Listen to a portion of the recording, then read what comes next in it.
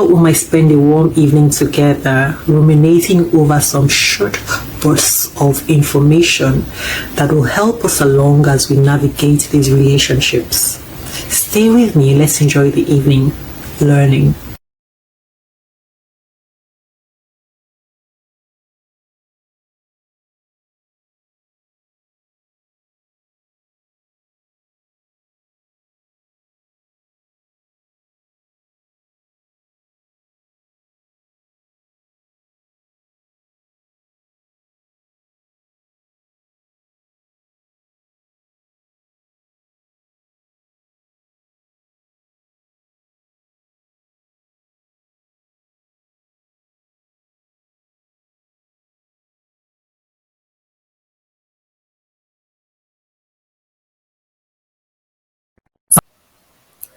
Our faith journey is a transformational journey and should not be taken for granted.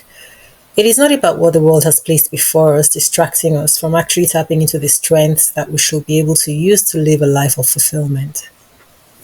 The Bible does give us strength, but we don't know because we're so busy being distracted. And we'll use these to gain clarity over conducting choices that will be in alignment with our purpose and destination. And I know that all these principles apply to everyone because our Father wants us to live a life of fulfillment. So I encourage you to take this to heart, even if you're not a believer, and watch how your life will be transformed. The reason is because things have been set for us as human beings to be distracted and to feel like we're not enough and that things are more difficult than they should be. But I know that this is not how life works. I know for certain from experience and from observing other people, things are way more simple than they appear.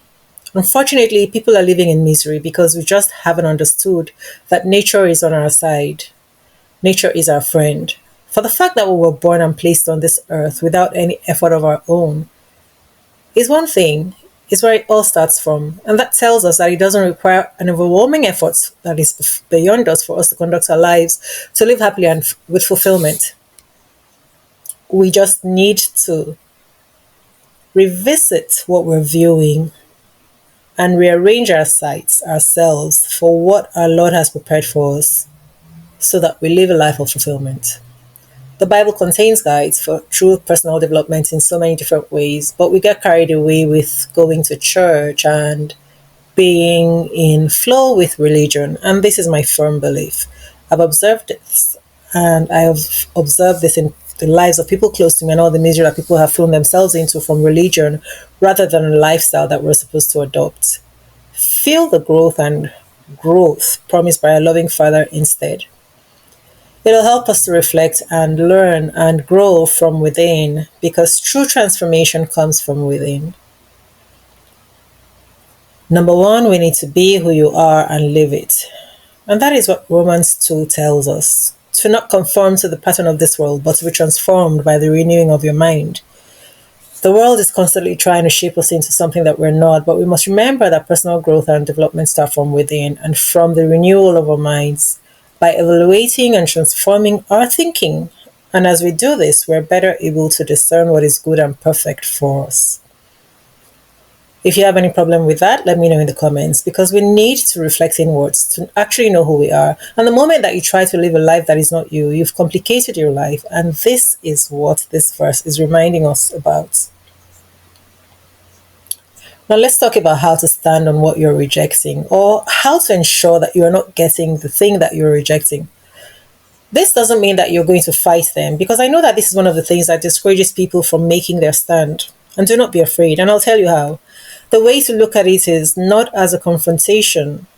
Remember that the battle is in the spirit realm.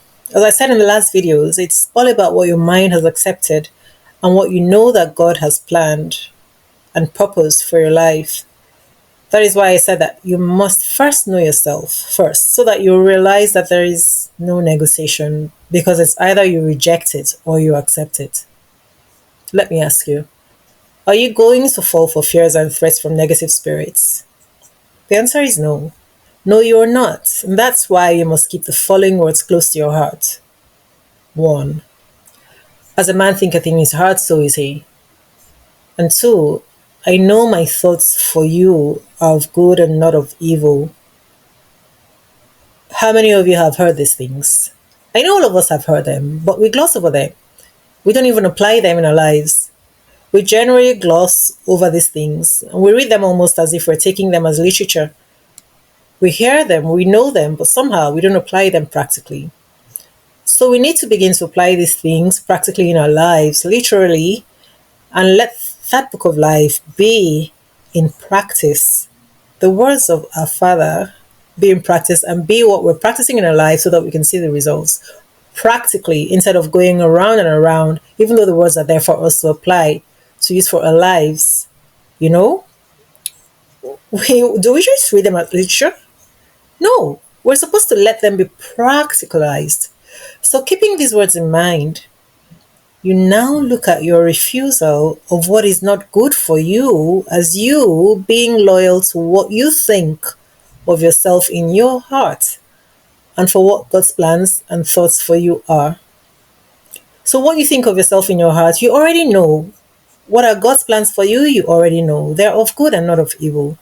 And this is why when you contravene these, you find yourself in a place of turmoil, full and final stop. Now, I will explain to you how you can have these conversations, making sure that it makes sense and that they're not a fight, that it's not a confrontation, because I know that this is what discourages a lot of people. This is what people find scary. Do not be afraid, be encouraged. Now, remember that if indeed it's an unhealthy thing for you that's going on here, then why should they want to pursue it? So that when you refuse it entirely, they're going to now have two choices. They're going to either get too angry and refuse to budge and then decide that they would rather risk losing you, or they will start to try to negotiate it since they're seeing that you're not taking it. Remember, you are not negotiating because the negotiation is from their end, because they're the one introducing something that you don't want. So let them do this job, because if this thing is unhealthy for you, let them make their case. Let them make a case for why you should go through this thing, and then you watch and see what unfolds next. And if they're only going to remain with you by subjecting you to something that is unhealthy for you, then it tells you straight up that you are there to be used to fulfill their own purposes. And so, therefore, it means that you should be ready for this to continue if you accept it, because this is the way that they intend to deal with you. And this is the reason why these things never stop. Well, just take it we're all at a bus. Take it that we're all at a bus stop and we're going to different destinations, and you don't get on the same bus with people who are going to different destination as you. So now, do you see why the very reason why? Do you see the reason why you must not give in from the get-go? And let me relieve you from the fear of making your position known. It is the idea that you're going to now have to confront someone or fight someone or raise your voice or be seen as stubborn, but this couldn't be further from the truth. Remember, everything starts from the mind. And that is the way that you're just perceiving it. Remember that I told you that perception isn't always necessarily reality. So it's just the way that you are perceiving it. So you don't have to approach it that way. No. Because when you're thinking of how you're going to confront someone or raise your voice or be stubborn, it makes you feel like, I'd rather just keep quiet. Let me just keep quiet and let things be. But you see, that is how you get yourself into an unending cycle of pain.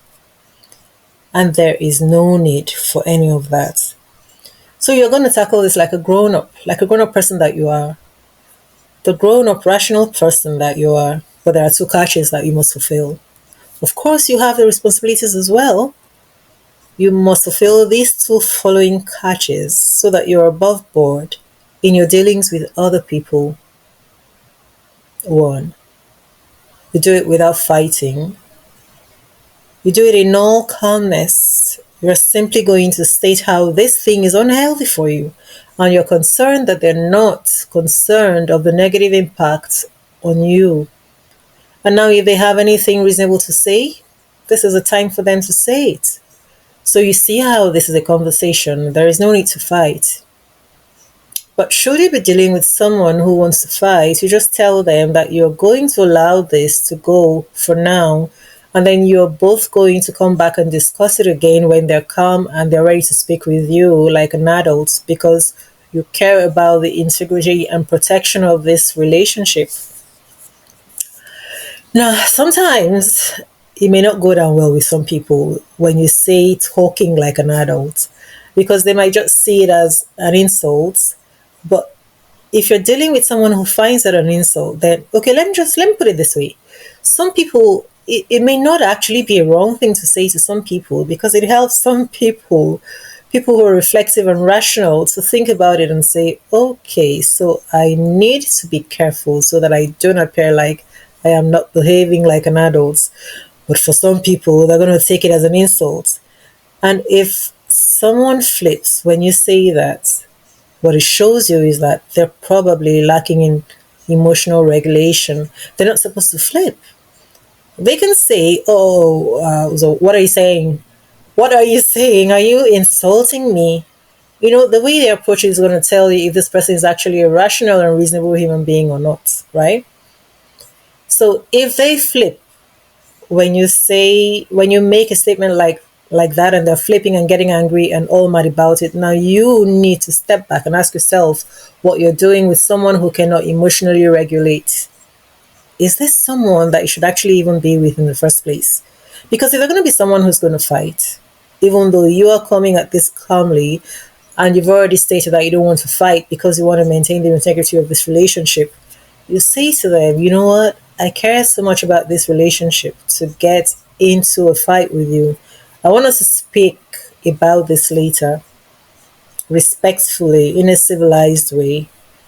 When you calm down and we're able to speak respectfully with each other, let's try this conversation again so that we don't put our relationship in jeopardy. And no one can fault you for saying this. You know that you have demonstrated good faith, and you're not trying to rock the boat, and you're not trying to mess things up. You're only looking out for the integrity of this relationship. What is wrong with that? No one can fault that. But if they happen to be that person and they continue, then you have to now just gently leave the room. Some people may try to stop you even when you're leaving that room, and if they pull you back or try to get physical, just be looking at them. And as they're talking, you say, I cannot engage in this conversation right now. And if it's someone who becomes violent, there you have your answer. Why would you want to continue engaging in something with the person who is going to get to the point where they cannot even control themselves and they're going to lay their hands on you? If whenever they don't get their way, this is what's going to happen, that you're going to get physically manhandled, then you understand now how these things happen. These things progress. It's when you don't stop them in the beginning. That is how you find yourself in these terrifying situations. Because imagine if you'd stopped it in the beginning. Okay, let's say this person even tried to beat you up. This person tried to beat you up and you're not responding. There are only two things that are going to happen. They're going to stop. And when they stop, this gives you the opportunity to leave. It gives you an opportunity to exit the relationship, knowing that this is what your fate is going to be if you remain in it. Or they actually beat you and give you a proper beating, physically manhandle you. And once they've done this, and this episode of beating is done, then everything is off. You got your answer. Rather than trying to make it work and make it work. This is how these things happen. They start from the littlest things. So you're approaching this with calmness. And if they can't even respect the relationship and respect themselves in something like this to deal in calmness, then you've got all your answers. So let's say that the person instead decides to talk reasonably. That's perfect. Now this is what we want. So we continue the conversation. Good. And from here on, the ball is in their court. So you see how it works? You also now see that the only thing that stops you from holding on to your dignity in cases where you have done that in the past is just your refusal to lose them. Your refusal to take the chance that they will not deal with you if you're not allowing them to mistreat you. So what sense does that make? It makes no sense that you go ahead to allow people to mistreat you, because it's not going to stop. This is the way that they'll be dealing with you. And if you notice, when you start a relationship with, say, a friend or whoever, after the beginning, after the times of actually getting to know one another, the way that you allow that relationship to continue to build, to take off, is usually the way that it remains. I've told you before in previous videos, look at your relationships for the past 10, 15 years. What has really changed significantly? Not much. The dynamics haven't changed significantly. And when they have changed, it's been something that disrupted things, something serious that disrupted things. So, really, otherwise, things will continue to move in motion at the same rate unless something big, something huge.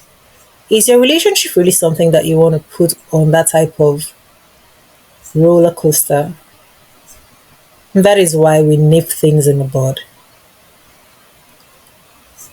So you see, your refusal to not allow them to end this relationship when they're fighting to minimize your dignity, is always in your power.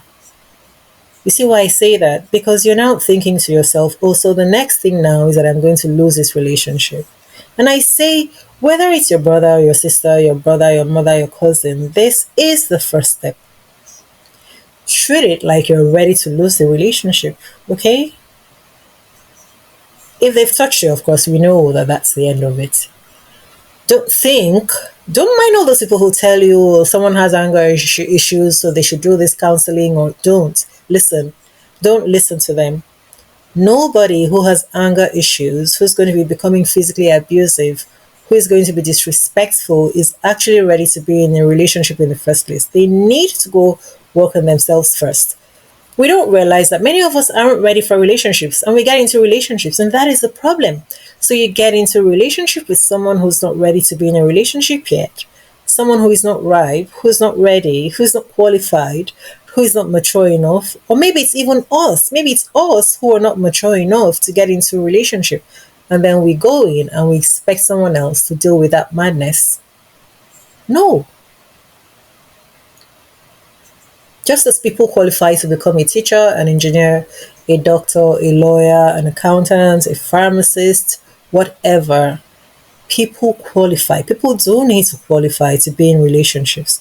And that is why I have a relationship coaching thing, a relationship qualifying coaching that you can tap into, seriously.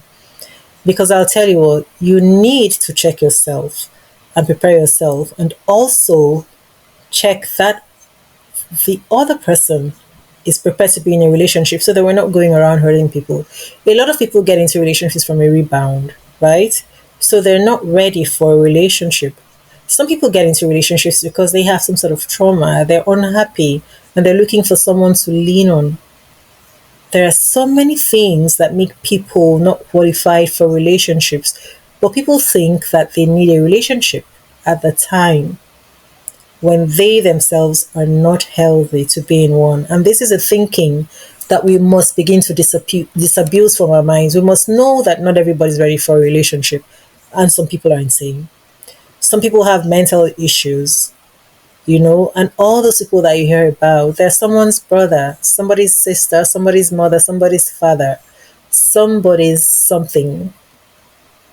People walking around, but there's something wrong with them. There's something wrong with their gray matter. And I say that, you'll see even in my post that even with parents, it's unfortunate that people aren't required to pass an exam or get a licensing or an evaluation before even psychiatric evaluation to be able to become a parent, because some people are just not qualified for it. And that is why they get in and have children, and then they begin to mess up the children's lives with trauma. The other day, I had a woman close to her 40s now. She's in her late 30s. She's battling with trauma from her dad, from her father. Do you understand this? So she's lived 3 decades already. She's almost in the fourth decade and she's still battling. And quite unfortunately, a lot of people have no idea the damage that these sick parents do to people's lives. And some people suffer these things way into their 60s, 70s even. And they transfer sometimes these things onto their own children. So these become like a generational cycle problem. And it's the reason why we have so many dysfunctional people and so many dysfunctional homes, and people want to treat these things with kids gloves. Maybe one day, somehow, people will begin to take psychiatric evaluation for parenting. But you see, the problem with a lot of these people who are partners, problematic partners, stem from the issues that they've developed from their homes and their upbringing. So some people are just not qualified, and this is just a fact. But we can't choose these people. That's the thing. We can't choose who our siblings, our cousins, our parents are. We can't choose who our children are because, yes, some children come and they traumatize their parents, they traumatize the whole family. We can't choose these ones. These are relatives. When it's blood relatives, we can't choose them. But when you have an option when someone is going to come into your life and become part of your life as a friend or as a partner. There you have an option. So we need to pre qualify these people. For the other ones, we had no choice, but for these ones, and they also need to pre-qualify us as well. So not only that they're ready to be in a relationship, but that we're also ready to be in a relationship with this particular person because of the way this person's mind works. Because human relationships are complex, and it's important that we stop pretending or going about life as if it's as simple as that. It's not. We need to know that this is the person with whom we can navigate things sensibly. And some people just cannot work together because some people are left brain and some people are right brain, and it's difficult. And don't even listen to what they tell you when they tell you that opposites attract. Because, see, there are lots of things that we've been conditioned to believe that don't make any sense. Opposites do attract in the sense that you may be lacking in something and you may like it in another person because you've seen that they have that thing that you don't have. So that may be attracting you. But what if this person prefers someone who thinks like them? So that when you get together, you're always hitting your heads together. So we don't go to relationships with all these preconceived ideas. Some of them are totally wrong. We don't do that. We need to deal with each relationship based on its peculiarities and the peculiarity of the individuals involved. Because there are people that will come with their trauma and their problems, and I can handle them. I can handle it because I may know what to say to them, or I may know how to deal with them, or I know how to adjust myself because of the trauma that they've been through, or because of the problems that they come with. But Miss B over there may not know how to, Susan may not know how to deal with this person. But when you take what people say and you generalize conceptions that people throw out there about relationships, you go in there, it may not apply to this person. So we need to be very careful about our relationships. And unfortunately, what we find is that over the years, it's been marriage counseling. Marriage counseling, what it does is it's not positioned to solve problems that you don't want to be dealing with. What it does is it's positioned to now manage yourselves, and it means that if you're going to continue that relationship, the relationship might last another 30, 40 years, but you're living in misery because now you're stuck and maybe you are the ones you don't want to separate. So it's more important to have pre-marriage counseling, pre-marriage guidance. It's more important to have that so that you are building on a solid foundation. And I know that this makes sense. So you don't let any and everybody in your space and to have a relationship with you. Some people should not let you have a relationship with them. So let's go forward knowing that we are supposed to be pre-qualified because you see, human beings have grown up from different walks of life and different experiences and are coming with all their baggage, all of us. So we really need to pre-qualify ourselves before we get into people's lives or let people into our lives to come and begin to make a mess of our lives. A lot of us don't realize that some of us are sick.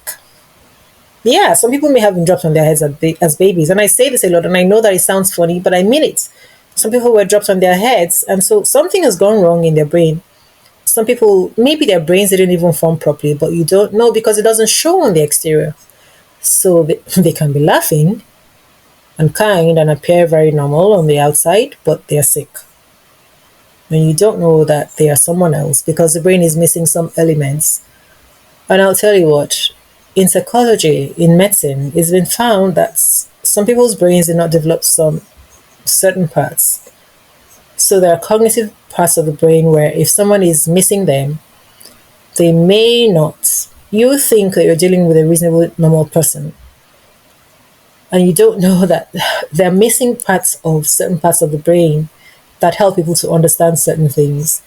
And so that's why you find sometimes that no matter what you say to somebody, no matter what you do, and no matter how you explain, they just cannot get what you're saying because that part of the brain that deals with that thing that you have that understands that thing, they don't have it, or theirs isn't functioning well. Maybe it hasn't been exercised, and so it's lying dormant. So that's why I say again, many times people aren't necessarily doing things to us because they want to hurt us. They're not taking this action because they want to hurt us. That's why I encourage us to understand where a person is coming from. And we don't have to stay to take it. We don't have to stay to take it. But we need to understand that they may not be seeing things the way that we're seeing them in the light from which we're seeing it. So to them, they're wondering, why is she making such a big deal of this? And to you, it's a big deal. And they don't recognize that it's a big deal. And they can't recognize it that way. So to them, they're thinking that you are the one who's being difficult. So that's why I say don't stay and remain trying to change a person's behavior on something because they just may not be able to. They may not be seeing anything wrong with what they're doing. And it's better to know this before you tie yourself together with them in something where by the time that you recognize and you understand that they're never going to stop this hurtful thing, it's too late. It's too late to change things. You understand? So this is why I say that it's always better to know people slowly. It's better to know people, get to know people slowly and allow people to reveal themselves. Because in the beginning, when you meet people, you're not going to see those things immediately. And anytime you see things, don't just overlook them.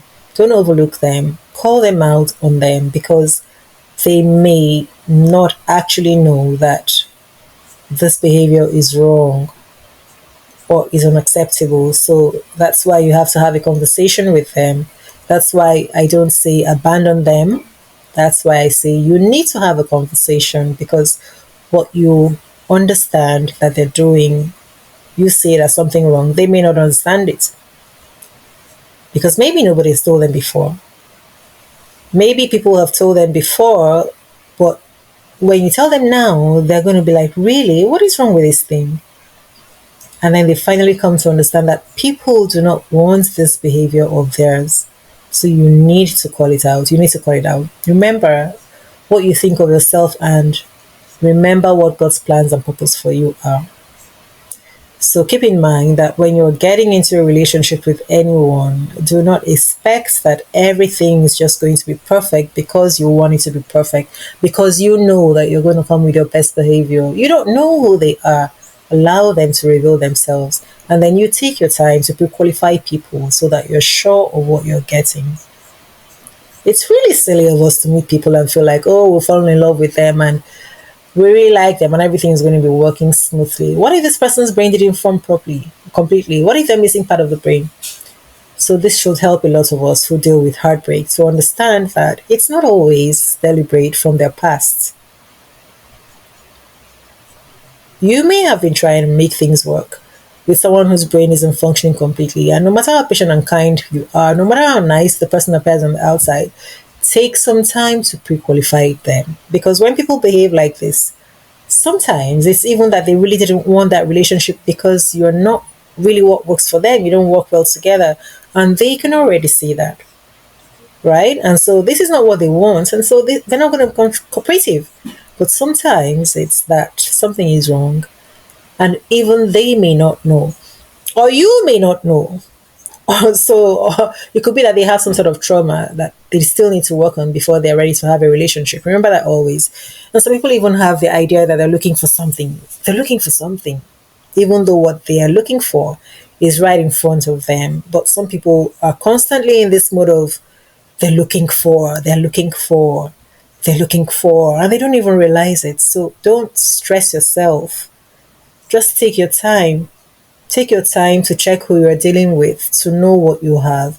Otherwise, your expectations and your hopes may be too early, right?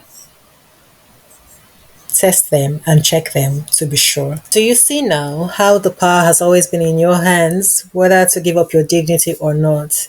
And you should never, never, never ever do that. Never. Never give up your dignity, because I repeat again, this will be your destiny, and that'll be going forward. It'll be your fate and it won't change. Let me tell you a story about someone very close to me, a medical doctor. She had written her exams, she'd done the applications, and she was getting ready to go to Europe for to practice medicine.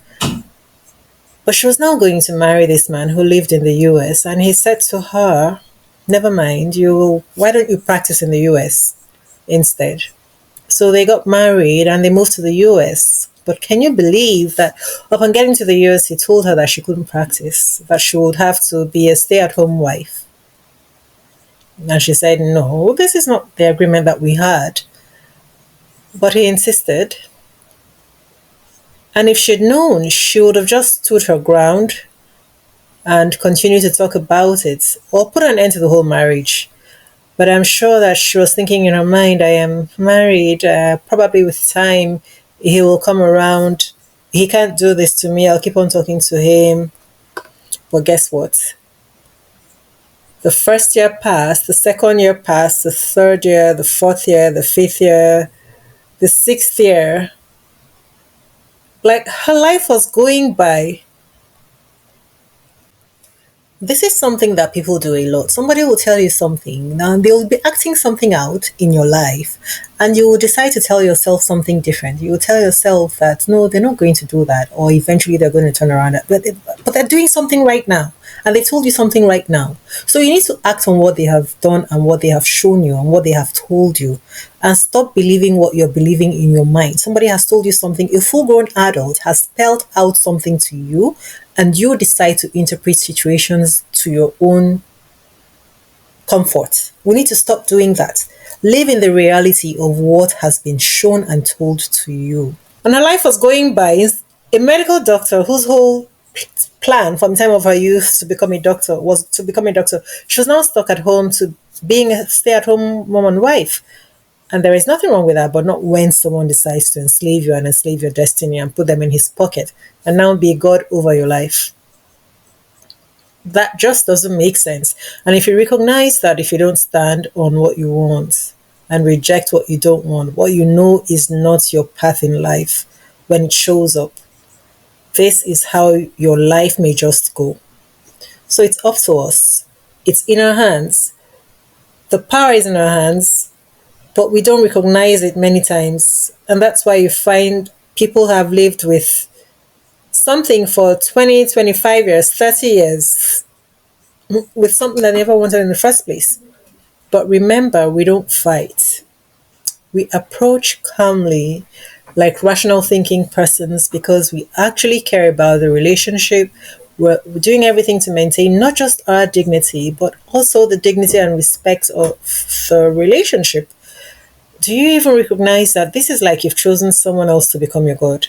Do you recognize that? Because they're the ones determining what's happening in your life. So it's kind of like idol worshipping, where instead of God being the one to determine what happens in your life, you and God have now totally lost control of your life, and your life is now in the control of another human being. No explanation is better than that, and I can just end this video now. Tell me that doesn't make sense to you. They're already wrong ab initio because they're not treating their neighbor the way that they would want to be treated. And so there is no reason why you should tolerate people who are not treating you in the way that even they wouldn't want to be treated. It doesn't make sense. You see how it's going on. So you switch God for this person, and this person becomes your God. You are now an idol worshiper of another human being. This person is controlling your life, and you're allowing someone who is contravening the very laws of nature, the very laws of godliness, to be the one and implementing something in your life, and you think that you're being difficult by insisting on the right thing. It just makes no sense.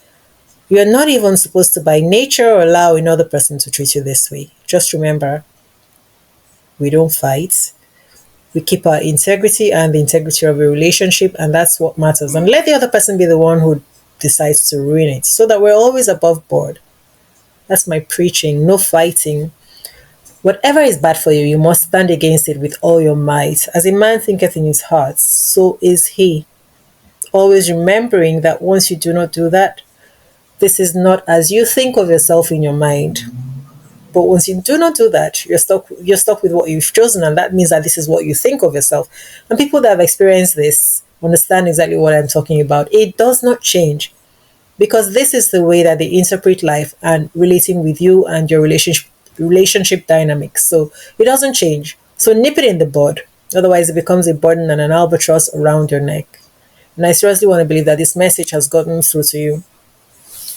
Ask your uncles, ask your aunties, ask even your parents if this has not been their experience. Whatever they didn't like that they allowed has been the same for the past 30, 40 years.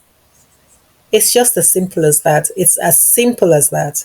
Only in very rare cases does something change. Is that what you want for yourself? I seriously want to believe that this message has gotten through to you. And let me remind you again, ask yourself, is what you're choosing really what God will be happy to be happening in your life? You have your answer. And remember that I said that there are two catches. The first one is about approaching the conversation not as a fight. And the second catch is something that many of us overlook. And in this journey of self development, you'll find that this is so good for you. You see, it's no joke when I say that it's usually more about us than the person that we're accusing of doing something to us. Consider this. Do you know that you cannot really accuse someone if you are doing the same thing to them? Because once you accuse them, they're going to throw it back at you and say, but you also do so and so. You know what I mean? So, what it means is that you must always be reflective of your own treatment of them, which takes us back to the fundamental principle of how we're supposed to conduct ourselves as human beings, which says to love your neighbor as yourself. So, we must never forget this. This is the line that we must apply in our lives in all that we do, and it will be well with us as far as our contribution. And when I say this, I mean on both sides. So you're watching out that you're treating your neighbor as you want to be treated, and then you hold them accountable to do the same to you. But remember, always, no fighting. So why shouldn't you always be able to do it? Once you see that they aren't treating you as they themselves would like to be treated, then you understand that something is wrong here. Maybe they're cuckoo. They don't understand how things are supposed to work, or they are doing the wrong thing completely, and you are not going to have it because it's going to continue. They're not going to change because that's what they know.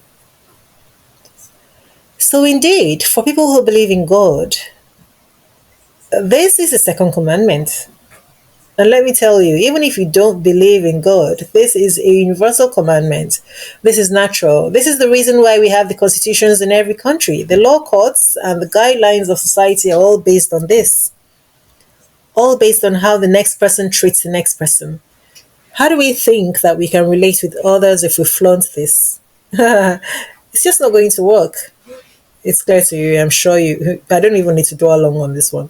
So you must always examine your character and the way that you're treating other people. And based on that, then you can always bring up whatever needs to be dealt with.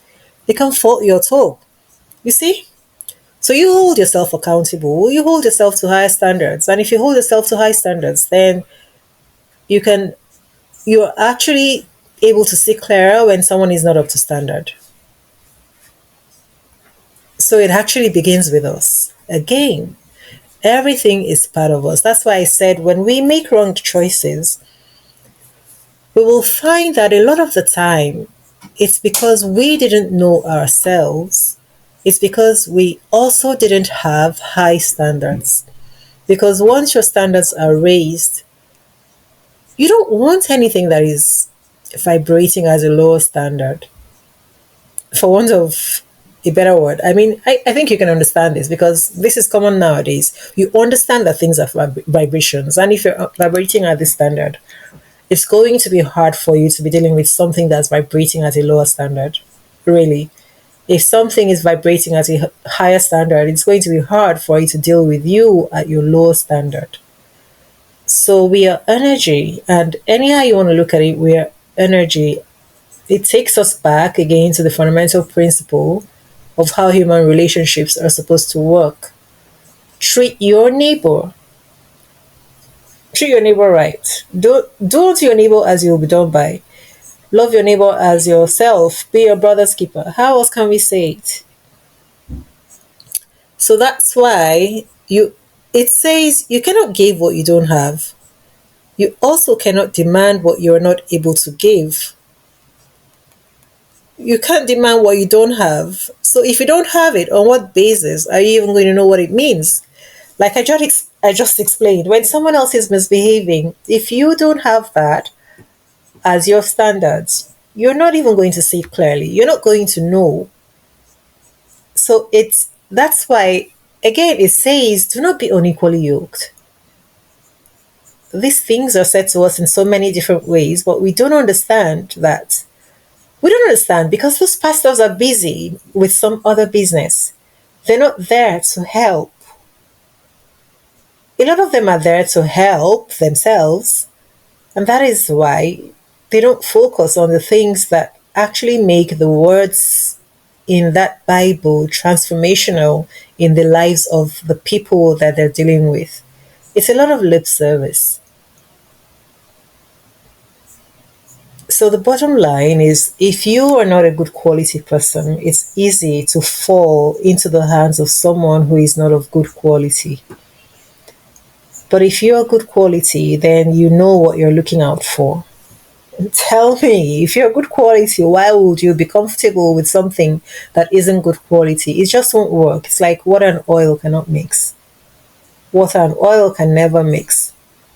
Because you'll be conscious of what good quality is, and you'll be conscious of how it is to treat another human being with integrity. And that is what delights your heart. So this other one is going to be repulsive to you, and you're not going to, it'll be like, I'm having none of this. And I'm saying this for all of us, including myself. So when I tell people who are close to me, this is a reflection on you. That's why you hear people say that your relationship is a reflection on you. The quality of your relationship is actually a reflection on you. I know that at this point you may have refined yourself, you may have become good quality, but the thing is, at the time that you were creating the relationship, what you have now is a reflection of who you were when you created the relationship that you have now. If it's bothering you, all of us, each one of us, every one of us. So yes, sometimes we get into relationships even though we know that we shouldn't be in this relationship with this person, but we're doing it because of this, and that. But it still boils down to it. It's coming from something inside us, which we know is the reason why we're doing this that we're not supposed to be doing. So you see, there is no escape. We've all just got to learn from our mistakes so that we can understand where we're missing it. It's about us. I kind of emphasize this. Ultimately, it's about us.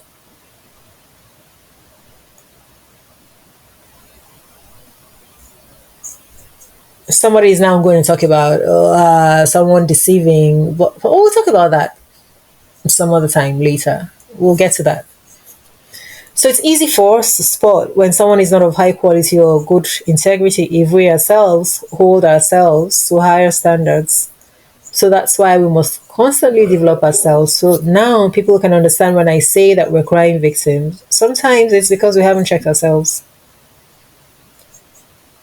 Let's talk about why people will like misbehave. Let me tell you something. People like it when we hold them accountable. Have you noticed that? Those people that we're always trying to fight off, those people that you want to leave you alone, when those people do something you don't like, you don't hesitate in pointing it out to them. And what do? It's funny, really, how human relationships work. Those people are quick to make changes because they don't want to displease you. But what happens when it comes to someone that you like? What do? You know what you do, right? You are not quick to tell them that you don't like what they're doing. You look for ways to sidestep because you don't want to make them uncomfortable. And that is the reason why you end up being taken for granted. Because you stop doing the right thing when it comes to that person. You behave in a way that screams, disrespect me, please disrespect me. But no, you shouldn't do that. We shouldn't do that. Don't forget the fundamental principle of life, the fundamental principle of humanliness, the fundamental principle of godliness, the fundamental principle of human nature. Nature, nature, which is a fundamental principle of the universe, the fundamental principle of relating with another human being, which is love your neighbor as yourself. Loving your neighbor as yourself also means then that your neighbor is obliged to love you as themselves. They're also bound by that same principle. And so this is what you're supposed to always do. Keep that in mind. Love your neighbor as yourself. Honest to goodness, this is not about fighting.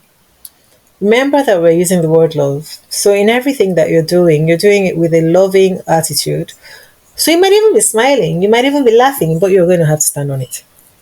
You will insist on it. You have to insist on it. Just do it with smiling, with laughter, whatever you have to do to keep things positive. But you are not going to stand for being disrespected. The difficulty comes when you think of it as a confrontation and when you're approaching it like fighting. That is so unnecessary. Switch your perception. That's all you need to do. Switch your perception, please, and you will soon see how easy it is to change your life and to change your experiences.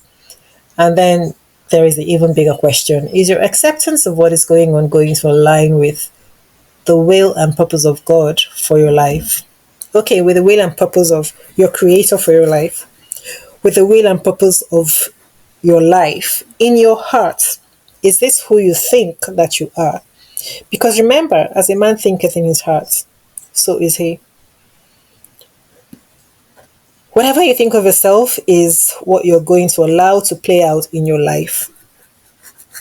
And if this person is still going to find justification to be upset, even though they are the one who is causing the upset in this friendship or relationship or whatever it is, then this person just isn't ready to have a close relationship. This person is better off on their own, maybe on an island, but you certainly don't want to be in this space. So don't you go insisting on being punished, okay? Why would you want to do that?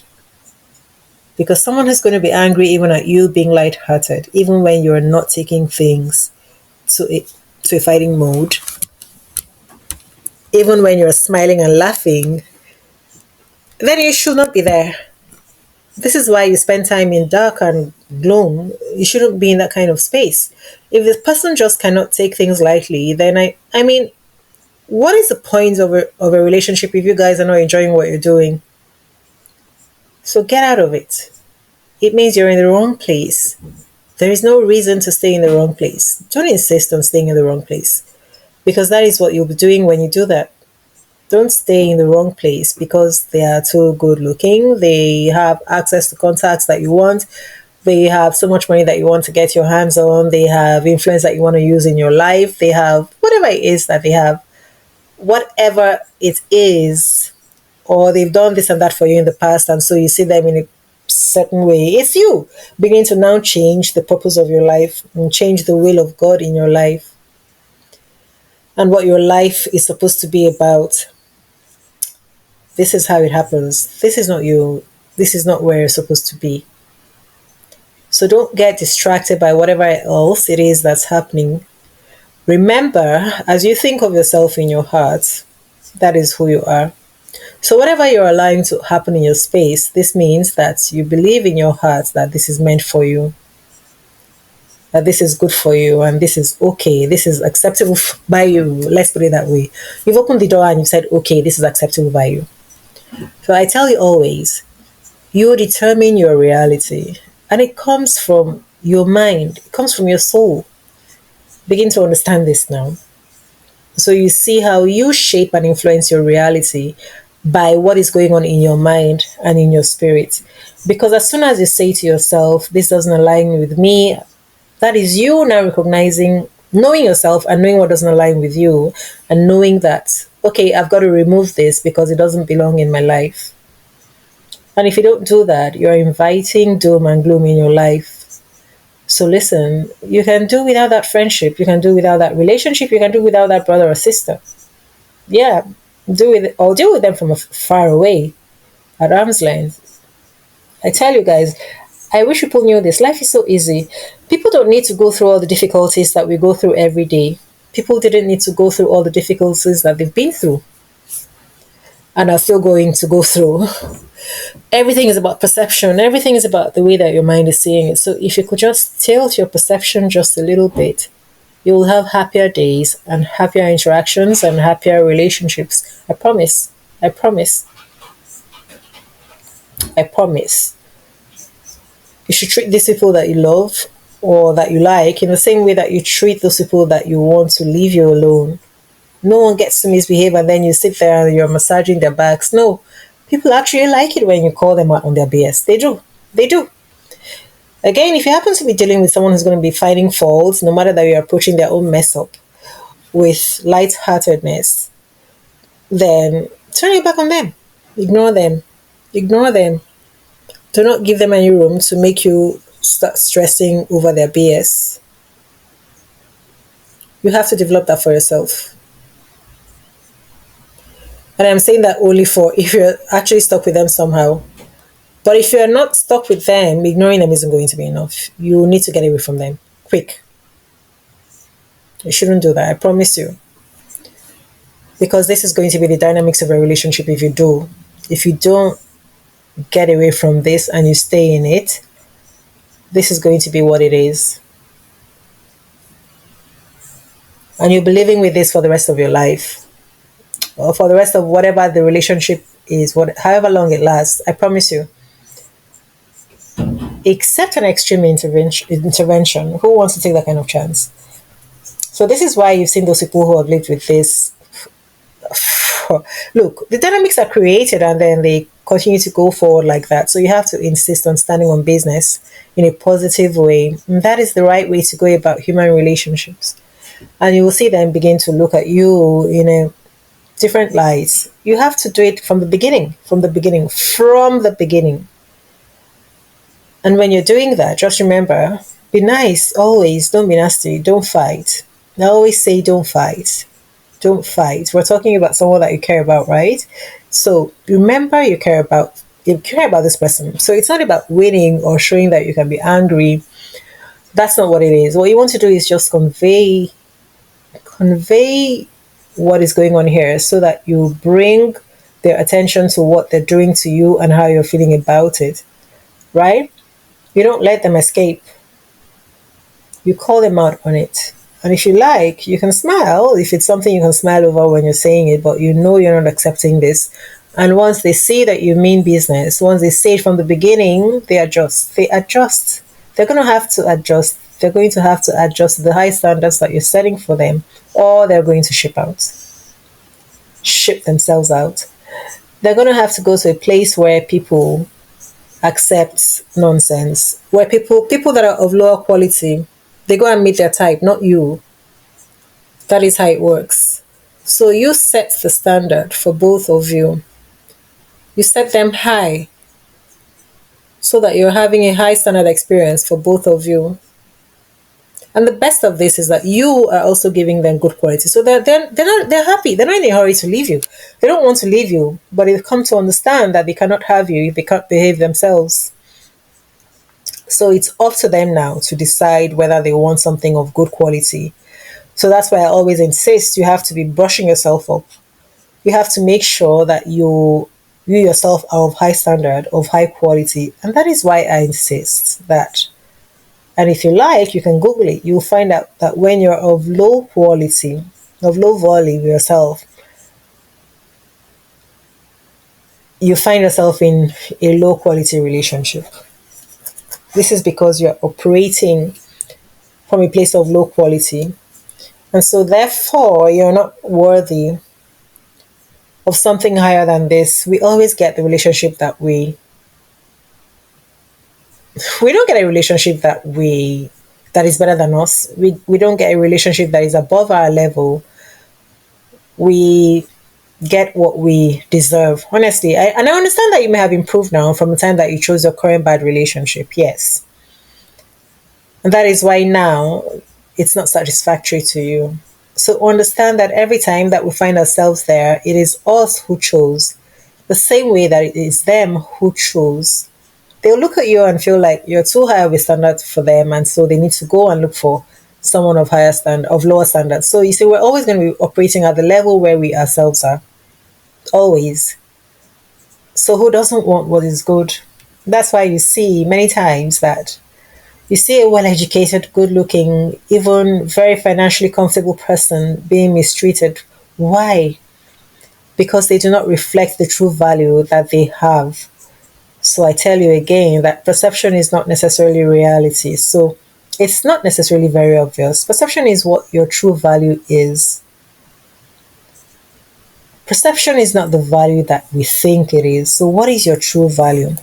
It is something that you demonstrate by who you are. So of what quality are you? Of what value are you? Of what standards are you? So you should treat everyone with dignity and respect, so that when you're giving it to them, you're expecting it back from them, and they cannot even fault you because they're getting the same thing back from you. And that is one of the magic keys that people overlook, because you're thinking, oh, I don't want to offend this person. But you see, what it does is that it only ends up changing the energy in your dynamics and in your relationship. So you end up creating a shift in energies that you don't even realize is working against you, your very visions. And you will not have what you want because you yourself have messed it up. This is one of the things that I explain in our Leadership Relationship Academy. So those things where people teach, where they say treat them this way and treat them that way, where they say get their attention. We're not here to kick anybody down or to kick anybody's integrity. No, we're here to maintain standards. So I tell you again that life happens in ironies. See, people like you more when you stand up for yourself. They do. You know what? Because it gives them a feeling of trust. They know that they have confidence in you because they know that they can rely on you to point out something, that you're telling them the truth, that you're not going to shy away from speaking the truth, so that they know that they're safe with you. In seeking your own safety, you're also providing them safety. That's how it works. Because they know that you're going to be checking them so that when they misstep, they're not doing something that is negative. And any responsible person likes that. And that's why you see people saying that they don't understand why this person is always behaving this way and is always being tough and difficult. And yet the one who's always nice, is angelic, is so great, is being mistreated. But look, what it is that people are interpreting what is happening. It's not that people don't like people who are nice and angelic. We all love that. The problem is that if it's not genuine, like if bad things are happening and because you want to be nice, you want to be quiet, you don't want to rock the boat, it doesn't inspire confidence. And they are going to know. In fact, we should be nice and angelic. Nothing stops one from being nice and angelic, but still at the same time, standing up for what is right, and refusing what is wrong. They are not mutually exclusive. You can do that. People have to be able to find the balance of being good to the person that they're with and still not tolerating bad behavior. People seem to try to paint it to mean like you cannot love the person if you don't accept everything, even every ugly thing that they bring into your life. That's not the way it works. That is childish, and you can't be listening to people who think that way because they're not emotionally mature. Let's all grow up now. The problem is that if it's not genuine, like if bad things are happening and because you want to be nice, you want to be quiet, you don't want to rock the boat, they don't feel sure of you. They're never sure where you're at because they know that you're sidestepping things. Even if you don't feel strong enough, remember you always have this to rely on. This is your rock where you lean. Ask yourself again, is this what you think in your heart about yourself? Because remember again, as a man thinketh in his heart, so is he. So is your accepting this going to align with what you think of yourself in your heart? This is a reminder for you for all the times that you've done the wrong thing and taken the wrong decision when you knew you weren't being yourself and aligned with the purpose of God for your life. So there are some type of people that will work well with someone who isn't going to be speaking the truth all the time. There are people who are going to work well with someone who doesn't speak up, who doesn't call them out on the wrong things that they do. And these people, will be the type of people who are lacking confidence. They don't like accountability. They will prefer that someone just keeps quiet because they don't want to deal with what they need to deal with. People who don't like to face the truth will be happy to go along with someone who doesn't speak up. Let me lay it out for you. These things are not that simple. There's a deep psychological reason why a person would prefer not to deal with things that are cropping up in life. And this will be a habit that they've learned as a coping mechanism over the years for a long time. And so these things do not just go away. They lead to more negativity, and you can't gloss over these things. Don't do that. This is escapism, and it doesn't bode well, because in the end, you're still going to have to deal with problems. And the way that these people will deal with problems will either to continue to bear them silently and to sweep them under the rug, and to be looking for happiness and fulfillment outside of that relationship, because it's never going to be a good one. I'll tell you something. Someone said to me that what they want is to find a group of people who are unhappy in their relationships so that they can have relationships with each other, and that will just solve everything for everyone. But how do you do that? Because it means that you're going to have to be doing something clandestine. You're going to be stuck. All these people, a group of people who are unhappy in their relationships. There are only two things to do here. What is it that is making you unhappy in your relationship? You need to deal with it. And if it's something that you both cannot deal with and come to compromise, then you need to end the relationship. And they know that these are the two options that they have. But instead of choosing those two things because they find them too hard, they want to choose to create another problem. What happens if you're married and you are found by your partner to be doing this? What is your partner going to do? What if somebody gets pregnant? Okay, we'll say that we're going to prevent pregnancy.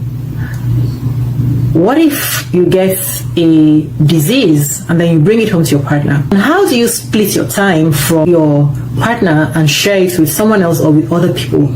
You cannot want to solve a problem by bringing yet another problem. But for someone to think this shows you how unwilling people are to deal with their problems. This is a real conversation that I had. I'm not making it up. And because I'm good with tech, this person was hoping that I could find a way to do it. I deal with technology and I deal with people. This person was hoping that I could find a way to make this happen. And these things are happening. I know these things are already happening, but they're hoping that because they know me, that I'll be able to be the one to contact them or to put them together with other people. We cannot solve problems by running away from the problems that we have. This is a refusal to grow up, a refusal to be a proper adult, a refusal to deal with things. So I want you to know that never completely run away from your problems if you keep running. If you keep running, you keep running, you keep running, you will never have satisfaction. Solve the problem. Let us figure out exactly what the problem is and deal with it.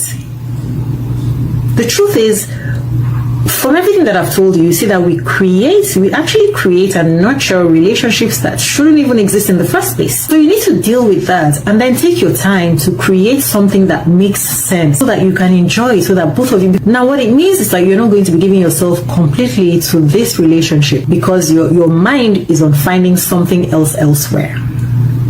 It just does not, it's a hopeless way of dealing with things. It's a hopeless way of dealing with things. Wake up and smell the coffee. Wake up and face real life. Real life is not escapism, even though you would like to make it. It's not escapism.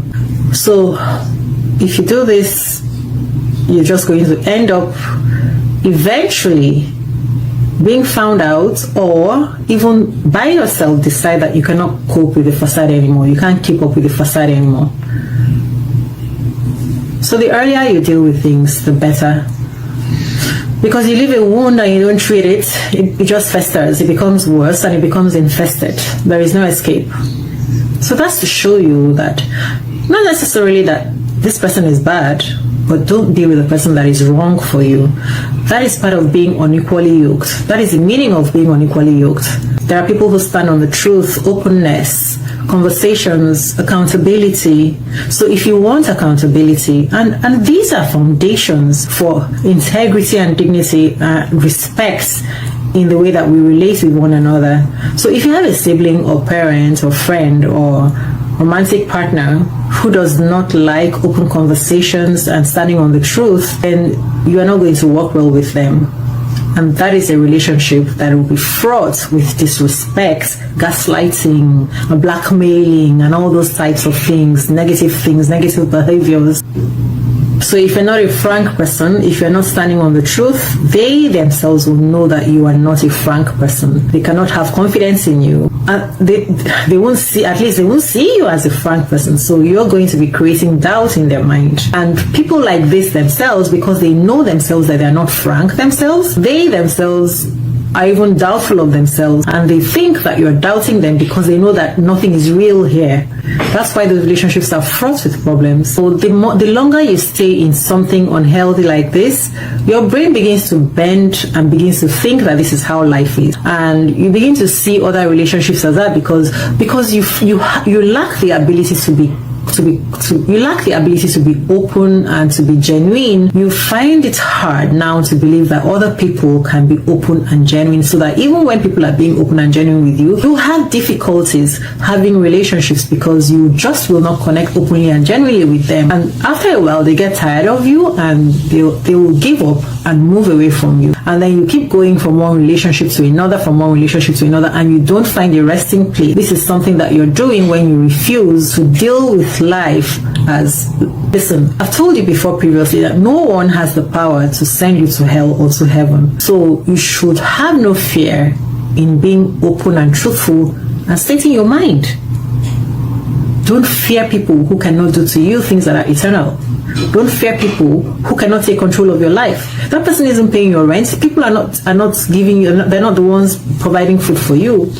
So there is no reason why you shouldn't be able to speak your mind. As long as I say, don't be confrontational so that you can get to the bottom of the solutions that you need. You see, people who like to fight and argue are either deflecting, or in fact, they're just deflecting. Because anybody who reasonably really wants to solve something doesn't try to bring in fighting and destroy an opportunity for a conversation. So all this is just psychology. When you're not being truthful and frank, you don't inspire confidence and assurance. And in fact, this is another reason why people will eventually decide that they cannot be with even you. This is just psychology. We are here to have good quality. See, even when I'm dealing with my relatives, when I'm dealing with even my siblings, my cousins, there is nothing that I allow to escape. If I don't like it, I will call it out and we'll have a conversation about it. I'm not going to pretend that I don't know or that I didn't see it. If I feel that it is negative one way or the other, we are going to have that conversation about it. And because people are stubborn, I am going to give you another scenario that I just dealt with. People who stay with people who have shown that they just cannot treat them right. Sometimes people do this because they actually cannot stand you. Not necessarily because you're doing anything wrong, but they just cannot stand you because their brains cannot understand the way that you do things or the way that you process things. And that is also why sometimes they insist on the way that they're doing things. So what happens is, if you decide to stay back and to just allow this behavior to continue, or if you're hoping that it's going to stop, it isn't going to stop. People actually do this sometimes because they also want you to get the hint and leave them the hell alone, get lost. Sometimes they just believe that it's their way is the right way, and it's their way or the highway. And this sometimes is another reason why it doesn't end. Once you accept it, it's going to continue that way. That's the way that it's going to be going forward. Make things make sense. All right? Anybody who actually wants things to work out between you will be ready and willing to work towards it. And if they don't see your point when you're pointing out something that is wrong, then that is your cue. And I'm going to ask you one more time. Remember to ask yourself if what is going on is in accordance with what you think of yourself in your heart. Are you loyal to what you think of yourself in your heart, or are you going to abandon it now for another human being and accept what they think in their heart for you or about you? And also, does this align with the will and purpose of God for you? Or are you going to abandon that to accept another human being's plans for your destiny? If you stay, as always, I tell you, it is your choice to choose this. It's your choice. It's always in our power. So choosing this is your choice. If you want good quality, you will be of good quality yourself. And so you are not going to be mistreating people and tossing them around. So don't listen to those toxic people who are teaching toxicity and teaching people to mistreat people. If you want good quality, all you have to do is be of good quality yourself. And so we're not going to be mistreating people and tossing them around because you're trying to get respect from them. You don't get it that way. I'll tell you how that actually works against you later. Everything is psychology, and if you don't take your time to think through what you're doing and you just take random advice from crazy people online, you're going to get crazy results. You know, you do stupid shit, you get stupid results. All those people that say ignore them and act like you don't care, all those are evil tactics, manipulation.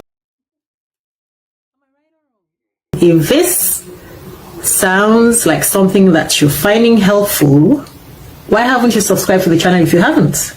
And like this video and let me know your thoughts in the comments. And remember to share this information to other people. Share this video to other people. Bye bye. See you in the next video.